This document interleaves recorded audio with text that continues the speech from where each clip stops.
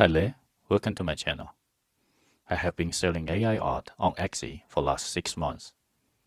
I started with no sales for the entire month and lost a ton of money on running ads, to finally making 10 best-selling items and learn stable revenue month by month.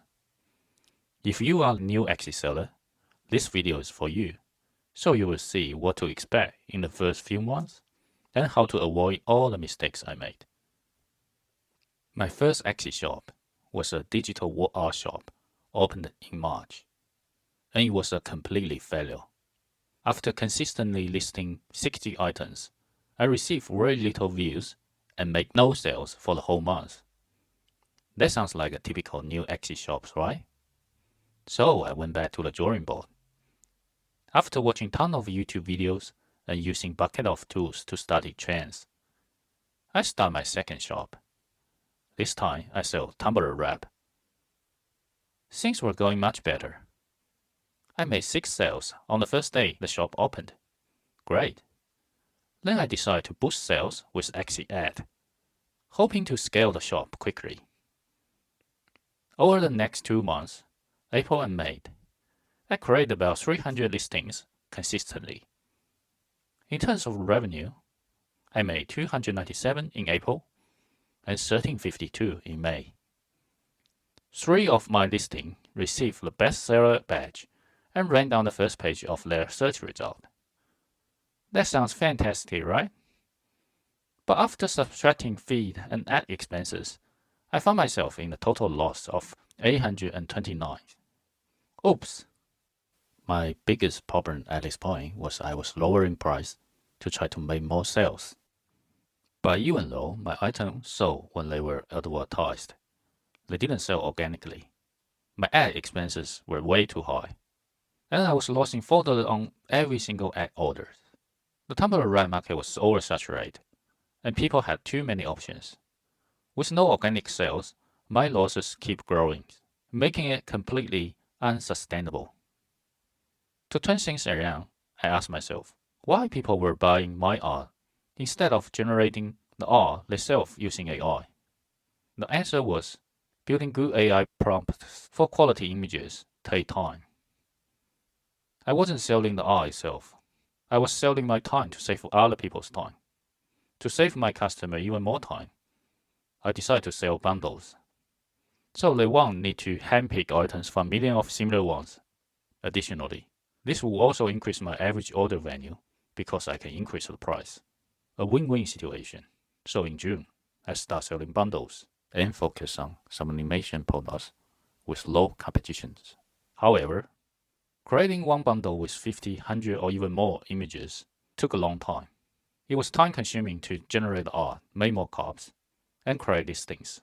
Fortunately, I'm a software engineer in my 9 to 5, so I was able to create my own software. This helped me patch generate mock-up photos and repurpose image for different uses. For example, I can turn my tumbler wrap into pen wraps in very little time.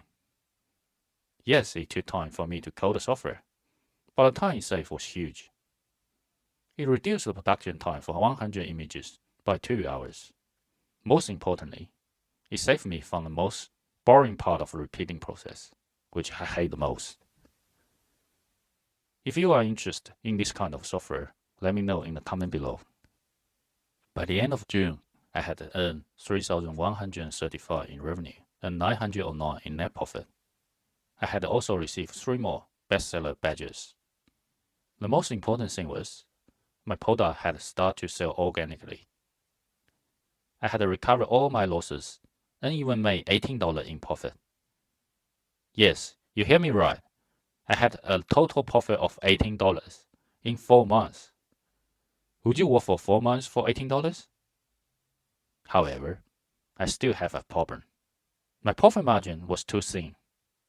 I had made only $900 from $3,000 in revenue. After studying the data, I discovered my average order value was too low and my ad expenses was too high. How high? 43% of my revenue was going to the ads. So, to address these issues, in July, I began to cap my ad spending to 30%. And also, I start to adjust my price point until I found a sweet spot where I could maximize my profit while still maintaining the same daily order number. By the end of July, I had made 3,155 in revenue and 1,532 in profit, a significant increase in margin. While my sales increased, I also discovered a very interesting data. I'm getting more and more repeat customers.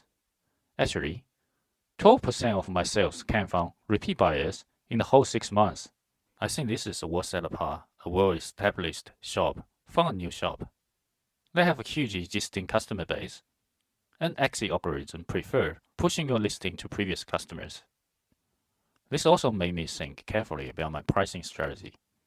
If I set my item price too low, all the customers I get will be price-intensive customers. And when I suddenly want to increase my price to a higher or right level, will they be my repeat customer again? Moving to August. It turned out to be quite challenging for some of the top digital shops. Some of them even experiencing a sharp 40% drop in sales. Now, how did I know that? Well, I relied on competitor monitor tools to keep a close eye on their daily sales.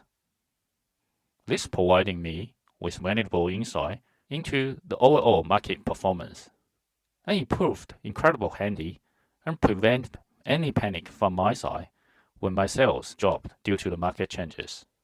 But that's the interesting part. My sales didn't take a hit in August. In fact, I got 3,552 in revenue and 1,975 in profit. The secret to this profit boost was I was further cut my ad budget as soon as I noticed the market shift. What's more, I split the ad budget into two parts, half to the daytime and half to the nighttime. These changes significantly enhanced the performance of my ads, ensuring a more even distribution of my budgets throughout the day. In total, I earned 11,491 in revenue and 3,587 in total profit over the last 6 months. I received 1,281 orders and 10 bestseller badges. And here are the top 5 things I have learned over the last 6 months. 1. Creating digital art is easy, but selling it on Etsy and making money require patience, trial, and adjustments. 2. Ads. It's very useful tools to boost your sales, but they can be also lead to significant losses, especially for wrong targeted item with wrong pricing. 3. Focusing on right niche with a small number of listings is more often effective than creating thousands of listings in highly competitive niche. 4. Pricing your item correctly is crucial, especially when running ads. Racing to zero is not a game you want to be in. You will need to find the sweet price spot that covers all your costs and also maximize your profit. 5. Repeat buyers can make up a significant portion of your sales over time. And to get more repeat buyers, you need to build up the sales. Selling on Etsy is a long-term game. That concludes my half-year review of my Etsy shop. Thank you for joining me today. If you want to see more content from me, please remember to subscribe. Until next time, see you.